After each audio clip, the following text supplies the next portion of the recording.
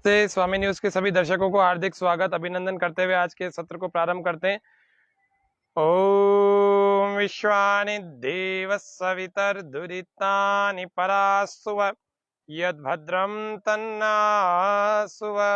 ओम स्वस्ति स्वस्ति स्वस्ति। योग से युवाधान, योग से युवाओं जैसा जीवन, योग से उत्साहवान, निरोगी और बलवान जीवन कैसे हम पाएं, आज के इस सत्र में हम जानेंगे। जिन लोगों ने, जिन युवाओं ने युवावस्था में अपनी शक्ति को खो दिया है, जिन युवाओं ने अपने शरीर को युवावस्था में नशों से खराब कर लिया है, जिन युवाओं ने अपने शरीर को गलत अभ्यासों से, गलत आदतों में अपने आप को झोंक दिया है, ऐसे लोगों ने अपनी युवावस्था की, ये यौवन की शक्ति जिससे भरपूर उत्साह, बल, शौर्य, पराक्रम उमड़ता है, भीतर आरोग्य उमड़ता है, वे सारे धन उन्होंने बाहर, मतलब अपने शरीर से बाहर कर दिए। यानी कि अपने शरीर में उनके अब शक्ति नहीं रही, बहुत कमजोर, उनकी पर्सनैलिटी अच्छी नहीं लगती, उनके चेहरे पर ओज तेज नहीं है, निखार नहीं रहा, त्वचा बिल्कुल ढीली सी हो गई, जवानी में बुढ़ापे जैसा जीवन जी रहे, अंदर से बहुत कमजोर है, इम्यूनिटी बहुत कम है, हड्डियां दिख रही हैं, ऐसी स्थिति हो गई कि उनका हीमोग्लोबिन बहुत कम हो गया। अब वो भोजन पूरा करते हैं तो भोजन पचता नहीं है, ठीक ढंग से लगता नहीं है, एसिमिलेशन नहीं है अच्छा, और डाइजेशन नहीं है अच्छा, ये सब खराब हो गया। तो अपने वीर्य की रक्षा करें, अपने अमृत तुल्य इस शुक्र की रक्षा करें, जो शरीर में बल, स्फूर्ति, कांति सब कुछ पैदा करेगा। इसकी रक्षा के लिए अपने को दुष्ट विचार छोड़ने पड़ेंगे। दुष्ट विचार हमारे पूरे जीवन को समाप्त कर देते हैं, खराब कर देते हैं, मृत्यु के निकट ले जाते हैं। ब्रह्मचर्येण तपसा देवा मृत्युमपाग्नत। तो युवाओं के लिए ये वाला सत्र आज का बहुत उपयोगी है।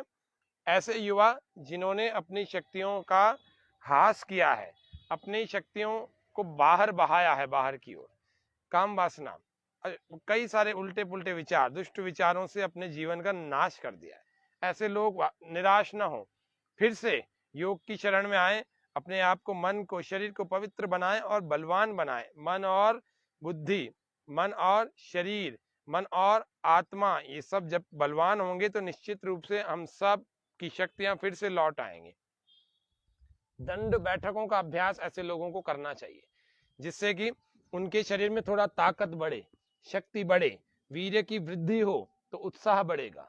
ऐसे दंड बैठकों की स्थिति में हम बैठे, ऐसे दोनों टोस पर, दोनों पंजों पर अपने शरीर को ऐसे, और फिर दोनों हाथों को यूं, इसको कहते हैं तैयारी की और विश्राम की स्थिति। तो पहले ये है विश्राम की स्थिति और ये है तैयारी की स्थिति।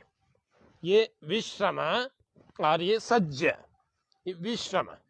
तो दंड बैठकों के अभ्यास में हम कुछ दंडों को और कुछ बैठकों को, दंड लगाने से शरीर का ऊपर का भाग मजबूत होता है। ऐसे युवा जिन्होंने अपने युवाधान को, युवा के धन को, यौवनावस्था को खो सा दिया है, ऐसे लोग दंड बैठक प्रतिदिन लगाएंगे तो उनके वक्ष विकास होगा। वक्ष का जब विकास होगा तो भीतर उत्साह, जोश, जुनून फिर से आएगा, फिर जीवन जीने की नई आशा जन्म लेगी। दंड को, पहले दंड को हम लगा रहे हैं साधारण दंड 3 की गिनती में। पहले में श्वास भरेंगे और नीचे जाएंगे, दूसरे में दंड लगेगा, तीसरे में वापस आएंगे और फिर श्वास बाहर छोड़ देंगे। चलिए करेंगे स्टार्ट। पैरों में थोड़ा सा फासला रख सकते हैं, एक पैर जितना, एक पैर और आ सके। श्वास पूरा भर के अंदर रोकें, 1 2 3, श्वास बाहर, फिर से 1 2 3, 1 2 3, 1 2 3, 1 2 3, विश्राम। ये 5 दंड हमने लगाए। ऐसे ही 5 दंड लगाने के बाद आगे बढ़ते हैं। पहले दंड को हमने लगाया, इसको आप चाहें तो एक ही श्वास के साथ कई बार लगा सकते हैं। ऐसे श्वास भर लेंगे, पैरों में थोड़ा फासला बढ़ा सकते हैं ज्यादा लगाना है तो। 1 2 3 ऐसे चल रहे हैं। जमीन से कुछ भी नहीं लगाना, न वक्षस्थल, न घुटने, न जंघाएं।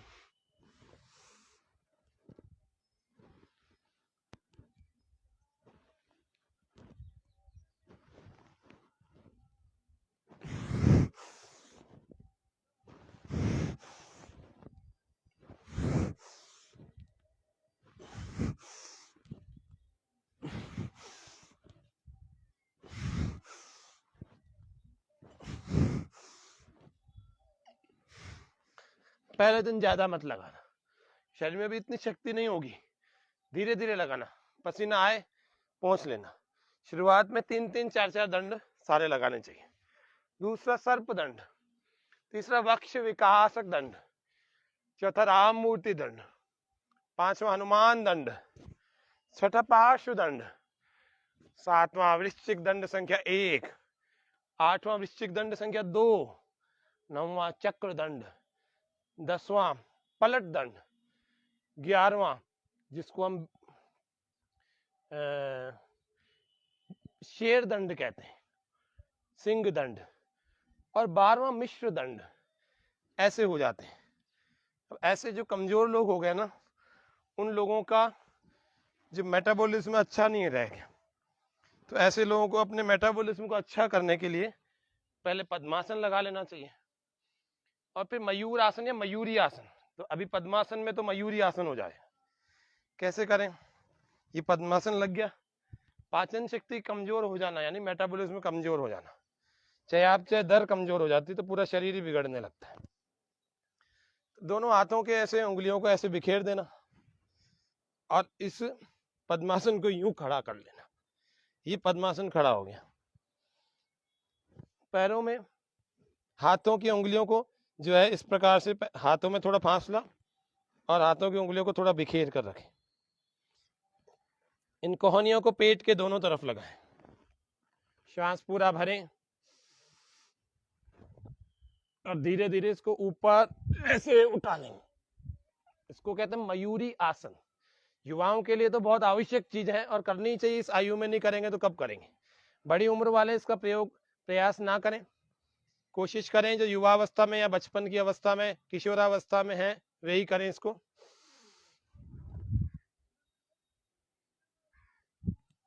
थोड़ी थोड़ी देर इसका प्रयास करते हैं तो काफी देर तक इसको रोक सकते हैं फिर अभ्यास के द्वारा।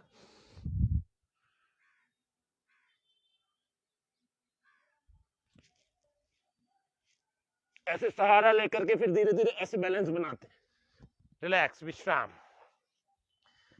जब थक जाएं तो ऐसे शिथिलीकरण कर लेंगे। शुरुआत में दोनों का सहारा ऐसे ले सकते हैं। मयूरासन में भी ऐसे ही होता है। पहले सिर से यूं उठाने की कोशिश करते हैं। सबकी अलग अलग व्यवस्था है। कुछ लोग सिर का यूं सहारा लेते हैं, फिर सिर को नीचे फिर सीधा कर लेते हैं। कुछ लोग यूं करते हैं, कुछ सामने सिर कर लेते हैं, और फिर प्रयास करते करते ऐसे जब बैलेंस बनने लगता है ऐसे बन जाता है। इसको कहते हैं मयूरी आसन। मोरनी, मोर की पूंछ बहुत बड़ी होती है तो मोर में पैर खुले रहते हैं, और मयूर मोरनी की छोटी रहती है, इसीलिए पैर इसमें ऐसे पद्मासन में रहते हैं। इससे जठराग्नि तेज हो जाती है, पाचन शक्ति इतनी तेज हो जाती है। डायबिटीज जिनको नहीं हुआ है वे लोग इसको रोज करें। जिनको डायबिटीज हो गया है वो लोग दवाई शुरू नहीं करना चाहते हैं तो मयूर आसन, मयूरी आसन करो। थोड़ी ताकत लगेगी, 2-4 दिन लगेंगे इसको करने के, सीखने के लिए। लेकिन ये है कि डायबिटीज में आपकी दवाई शुरू नहीं होगी कोई। फिर भी किसी को नहीं हो पा रहा तो वो सदाबहार के फूल और सदाबहार के पत्तों को खाए, मल्टीग्रेन की रोटी खाए। अब हम करेंगे दूसरे दंड को, जिसका नाम है सर्प दंड। सर्प दंड में हम देखते हैं पहले सर्प दंड को कैसे करते हैं, और फिर तीसरा हम वक्ष विकासक दंड करेंगे। चौथा हम जिसको हम राम मूर्ति दंड। अब सारे दंडों को आपको एक एक दो बार बताते हैं, जिससे कि प्रारंभ में आप लोग थोड़ा थोड़ा करें, जिससे कि दर्द नहीं हो शरीर में। दूसरा दंड सर्प दंड। श्वास भर के एक, वापस 3 बार उठाएंगे, वापस आ जाएंगे। 1 2 3, वापस। तीसरा दंड वक्ष विकासक, दोनों हाथों में फासला, उंगलियां खोल के रखे, श्वास भर के 1, 2 में वापस।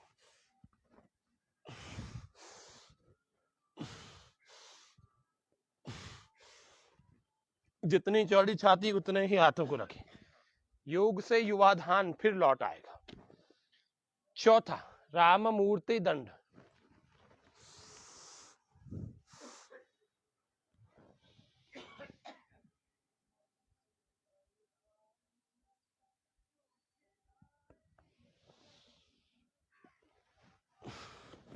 पांचवा हनुमान दंड। इस हाथ के पास इसी पैर को लाएंगे, श्वास भर के 1, 2, 3, 1, 2, 3, 1, 2, 3, 1, 2, 3। छठा पार्श्व दंड। 1, 2, 3, 1, 2, 3। सातवां वृश्चिक दंड। 1, 2, 3, 1, 2, 3। ये 7 दंड हो गए। आठवां वृश्चिक दंड संख्या 2। एक पैर को पलट के विपरीत हाथ के पास में लाएंगे, जैसा जिसका सामर्थ्य उतना करना, एक दिन में बहुत मत कर लेना। 2, 3, 1, 2, 3। चक्र दंड, 9वां अभ्यास करेंगे। दोनों पैरों को ऐसे, एक को खोल लेंगे और एक को खोलने के बाद लगाएंगे चक्र दंड।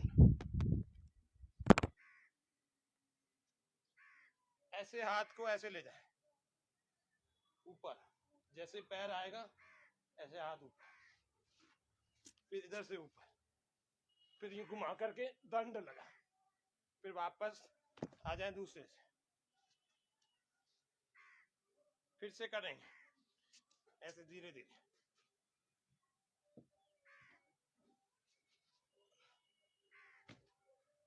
अब देखते हैं, थोड़ा इसको स्पीड से करते हैं।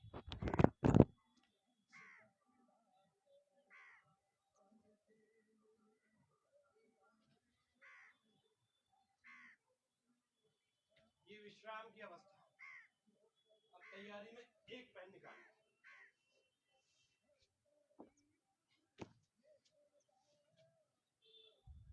ये हो गया चक्र दंड।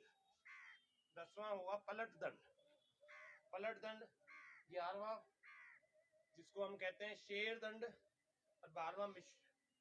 तो चक्र के बाद एक मिश्र दंड और सीख लेते हैं, तो 10 दंड आज के हमारे हो जाएंगे पूरे। 10 दंड में से 5 भी अगर आपने रोज लगा लिए 4-4, 5-5 बार, तो युवावस्था के लिए बहुत अच्छे दंड होते हैं। अब हम करेंगे मिश्र दंड। पहले ही दंड को जल्दी जल्दी जब लगाते हैं, विश्राम में भी आते हैं, सज्ज में भी आते हैं, उसको कहते हैं मिश्र दंड। प्राणायाम पूर्वक करते हैं ऐसे।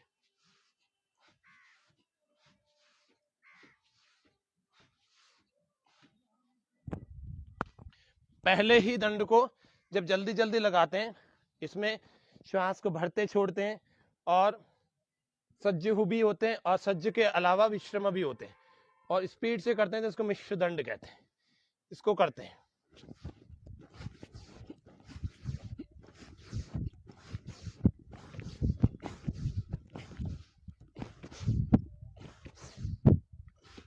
विश्राम, विश्राम के लिए शिथिलीकरण, शरीर ढीला छोड़ देंगे।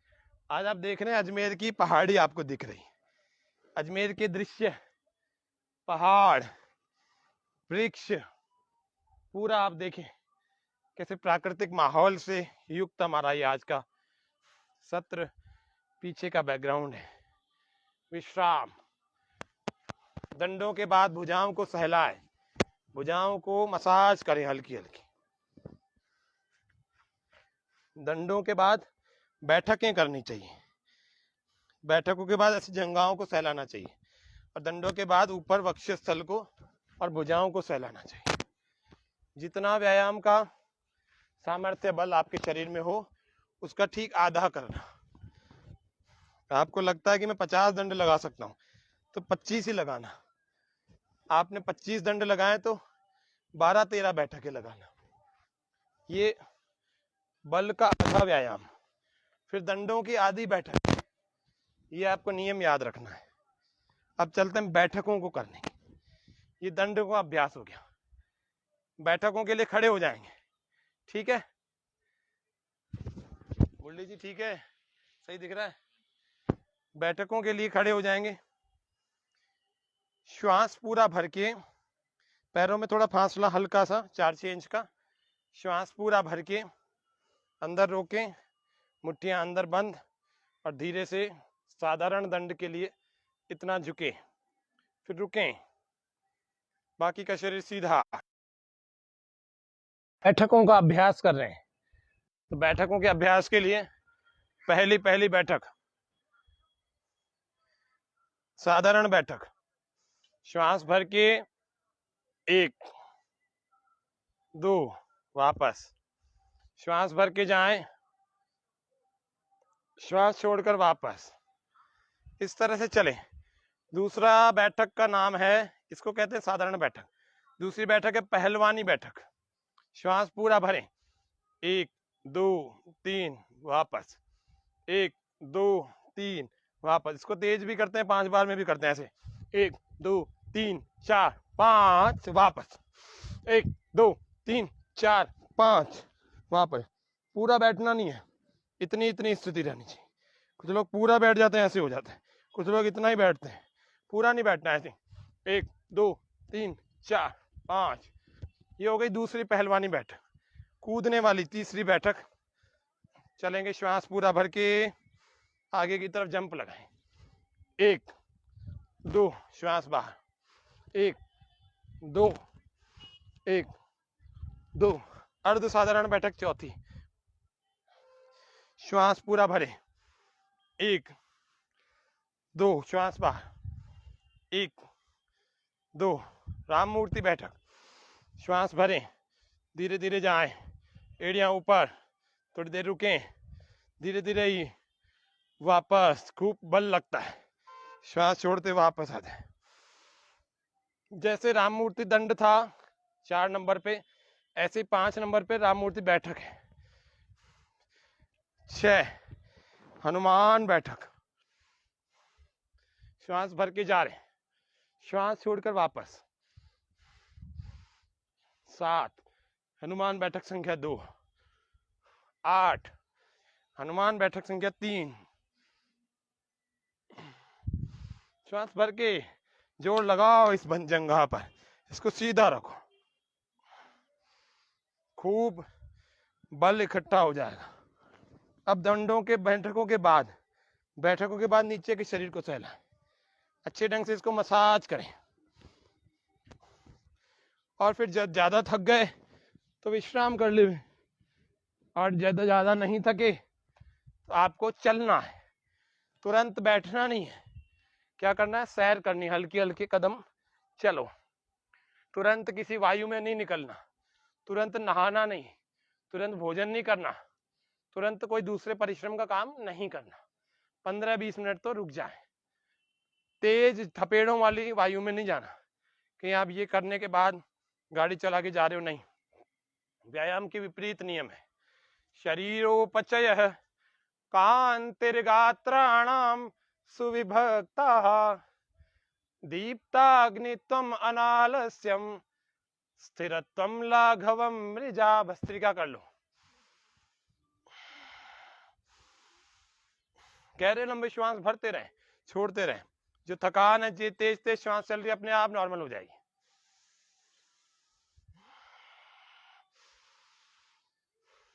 तो ये हमने की परंपरागत व्यायाम।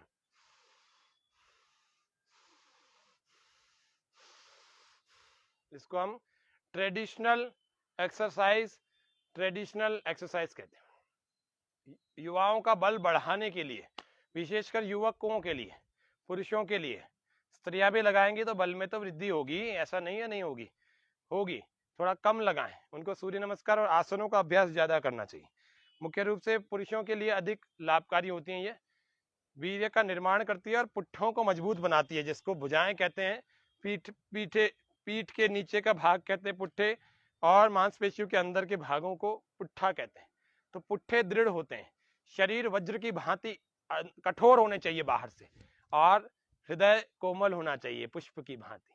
ये हमारा योग का सामान्य सिद्धांत है कि शरीर वज्र की भांति कठोर हो, लौह की भांति, इस्पात की भांति, और कोमल मन हो, कोमल हृदय हो। किसी को क्षमा करनी पड़े तो क्षमा कर दें, बदले की भावना ना रखें।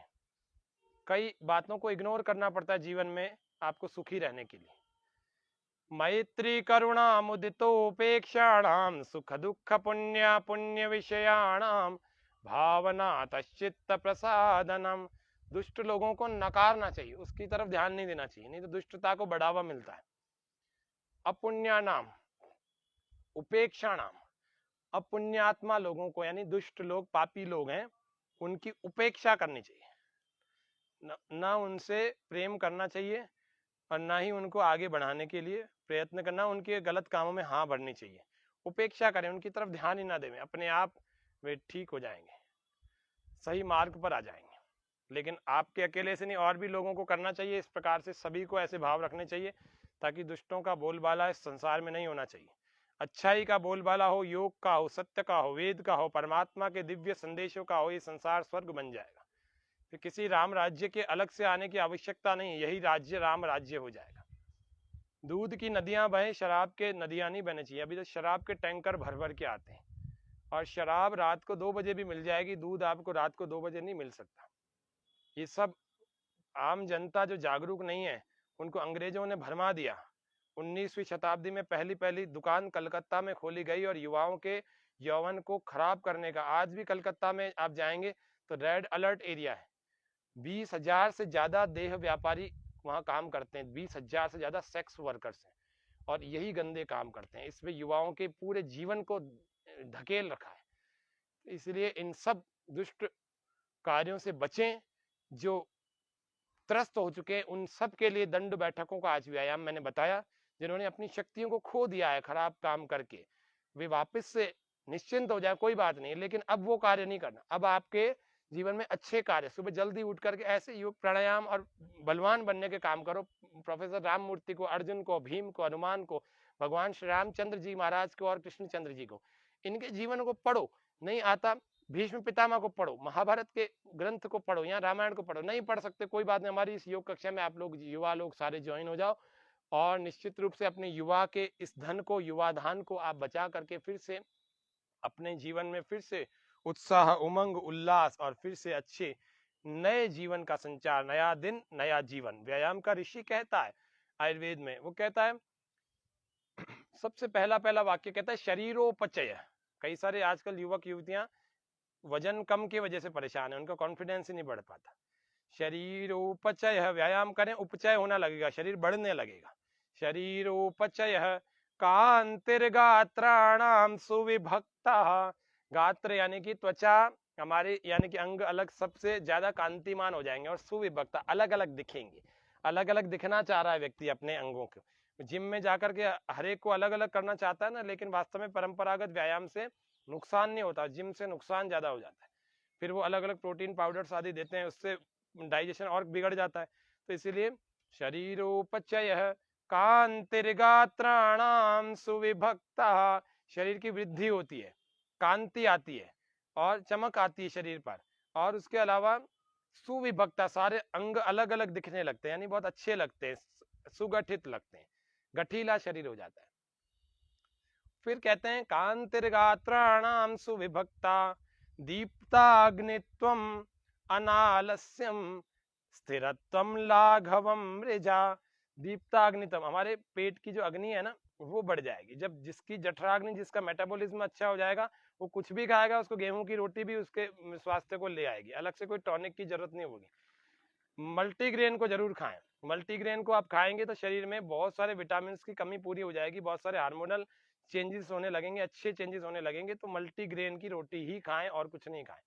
डायबिटीज वालों के लिए, ब्लड प्रेशर वालों के लिए, जिनको वजन बढ़ाना है वे, जिनको वजन घटाना है वे भी, और भी नई नई बीमारियों से बच के रहना है तो मल्टीग्रेन की रोटी जरूर खाएं। और जब व्यायाम में पसीना बहने लगे तो उसको पोंछें जरूर, सूखने का इंतजार ना करें।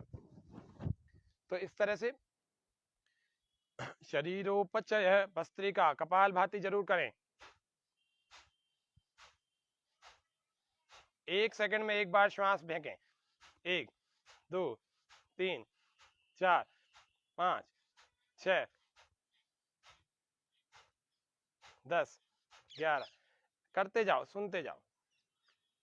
दीप्ताग्नित्वम अनालस्यम स्थिरत्वम लाघवम मृजा। अग्नि प्रदीप्त हो जाती है, जठराग्नि जिसको शरीर में 13 प्रकार की अग्नियां होती है, पंचभूताग्नि, सप्त धात्वाग्नि, और एक जठराग्नि 5 और 7 12, और एक 13वीं जठराग्नि जठर में यानी पेट में जलने वाली, इसको जठराग्नि कहते हैं। तो ये जलने लगती है तो अपने को जो भी खाते हैं वो सब पच जाता है। लेकिन इसका मतलब ये नहीं कि उल्टी पुल्टी चीज खा जाए, अपने को करना चाहिए मयूरी आसन, मयूर आसन करें, बहुत सारी चीजें पच जाएंगी, लेकिन खराब चीज नहीं खाना। फिर से ये बाहर के जंक फूड फास्ट फूड कभी नहीं खाना। आपको बता दूं, जंक फूड फास्ट फूड में एक चीज डालते हैं जो गायों के दूध को बढ़ाने का काम करता है, ऑक्सीटोसिन इंजेक्शन होता है, और उस ऑक्सीटोसिन इंजेक्शन के कुछ बूंदों को बर्गर पिज्जा में डाल दिया जाता है। आप सोचो, बच्चियां जो पहले 14-15 साल में बड़ी होती थी, आजकल 8-8 9-9 साल में बड़ी हो जाती हैं। ऐसी स्थिति 10-10 साल में उनके शारीरिक स्थिति ऐसी हो जाती है, देखते हैं तो ऐसा लगता है कि 14-15-17 साल की होगी। आप सोचो 8-9 साल की उम्र में ये क्या हो रहा है। और पुरुषों में भी यही है, स्त्रियों में पुरुषों में दोनों में कामोत्तेजक तेजक रस डालते हैं ये उन जंक फूड फास्ट फूड में, ताकि इनकी इंद्रियां और ज्यादा उत्तेजित हो जाए। और ये सारे के सारे मतलब ऐसा हो गया कि पश्चिम की सभ्यता की तरफ व्यक्ति के अंदर जितनी ज्यादा उत्तेजकता होगी उतना ज्यादा वो काम वासना में लिप्त होगा, और ये युवावस्था ऐसी ही चीज है। तो इसीलिए जंक फूड और फास्ट फूड केवल ब्रेड प्रोडक्ट नहीं है, केवल मैदे के प्रोडक्ट नहीं है, ये आपके शरीर के हार्मोनल चेंजेस कर देते हैं और बहुत जल्दी कर देते हैं। इसमें वो चीजें डालते हैं, आपको पता नहीं व्हाइट पेपर डालते हैं, आपको पता नहीं है कि इसमें अजीनोमोटो डालते हैं, आपको पता नहीं है इसमें ऑक्सीटोसिन इंजेक्शन के कुछ बूंदे डालते हैं, कुछ गोलियां आती है, एक और पाउच आता है 18 रुपए का बाजार में, वो इंद्रियों को उत्तेजित कर देता है, पूरे शरीर के ब्लड के फ्लो को यहाँ ले आता है, और यहाँ ला करके पूरे शरीर में ऐसा उत्तेजना फैलाता कि व्यक्ति अपने कपड़े फाड़ने लगता है। ऐसे भी कुछ लोग देखे गए। तो उन चीजों की कुछ बूंदों को, जैसे कोई शैम्पू का पाउच आता है ना, उन बूंदों को डाल देते हैं इसमें, व्यक्ति को खा के बड़ा मजा आ जाता है, उसको लगता है यही चीजें खाए। थोड़ा सा भी किसी के जीभ पर संयम है, वो यहाँ से निकलेगा, रास्ते में कोई खुशबू आएगी, उसको लगता है मैं यहीं रुक जाऊं और इसको खाऊं पहले। तो ऐसी उत्तेजक चीजों को कभी जंक फूड फास्ट फूड को युवावस्था में नहीं खाना। फिर भी खाना है आपको तो घर में बनाओ और उसको खाओ, या फिर कोई साफ सुथरी अच्छी जगह आपके सामने बनती हुई दिख रही है उसको आप खाएं। बाकी ऐसे हर जगह ना खाएं, नहीं तो फिर युवावस्था आपको उत्तेजना के अलावा कुछ नहीं पैदा करेगी। कल युवावस्था को बचाने के लिए बाह्य प्राणायाम का विशेष प्रशिक्षण दिया जाएगा। बाह्य अभ्यंतर स्तंभ वृत्ति और बाह्य विषयाक्षेपी या बाह्य अभ्यंतर विषयाक्षेपी 4 प्राणायामों को युवाधान सुरक्षा के लिए, युवावस्था को बचाए रखने के लिए हम कल करवाएंगे। तो आज के सत्र में हम इतना रखते हैं, और प्रसन्न रहे, श्वास पूरा भर के ठहाका जरूर लगाया करें रोज। ओ ओ श्वास भर के ओ फिर से जोरदार खिलखिला के ऐसे ओ ओम शांति शांति शांति, सर्वेभ्यो नमः। सभी दर्शकों को हार्दिक धन्यवाद, आभार। स्वामी चैनल को भी हार्दिक धन्यवाद, आभार आप सबको। फिर से हम कल मिलेंगे, कल इसी सत्र में इसी समय आपको फिर से मिलेंगे। इसी युवादान सुरक्षा का कल दूसरा एपिसोड हम रखेंगे। तब तक के लिए सब स्वस्थ रहें, प्रसन्न रहें, और योग करें योग, रहें निरोग। जय अजमेर, निरोगी अजमेर। ओम शम।